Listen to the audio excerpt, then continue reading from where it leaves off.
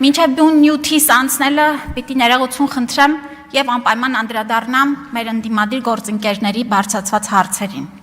որովհետեւ կարծես մի պահ կորցնում ես հոգեկան առողջությունը եւ պիտի անպայման մշտապես արձագանքել եւ ցույց տալ իրականությունը։ Եվ այսպես բավական է, սիրելի գործընկերներ, պաթոսախեղդ կոգնիտիվ դիսոնանս առաջացնող ձեր թեզերով շեղեք մեզ եւ հանրությանը, չի հաջողվելու։ Ապօրինի գույքի բռնագանձման, Հայաստանի Հանրապետության պետականության, անկախության եւ ազատության դեմ տարվող հիբրիդային պատերազմի դեմ պայքարում հայ ժողովուրդը շատ լավ էլ համախմբված է եւ իշխանություններն էլ տանելու են այդ պայքարը անշեղորեն։ Բավական է ամեն օր Հայաստանի անվտանգությունը, անկախությունը եւ քաղաքացիներին թիրախավորելով գորգորակ թիրախավորման մասին։ Շատ ճիշտ այստեղ չեն մեր գործընկերները, բայց ես շատ լավ հիշում եմ, ինչպես խելագարված հողմերի պես մտակ սենյակս,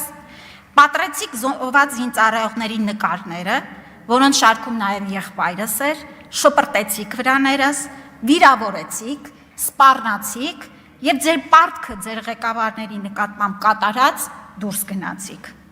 Որևէ մեկը հայ առաքելական եկեղեցուն չի թիրախավորում, մեր ազգային արժեքները չի ոտնահարում,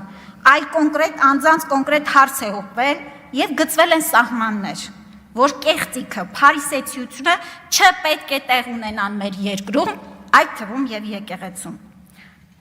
Իսկ Հայաստանի Հանրապետության դեմ գործող ցանկացած անձ պիտի համարժեք պատասխան ստանա։ Տիկին Ախամոյան, մենք ժողովրդից մի բան ենք ուզել,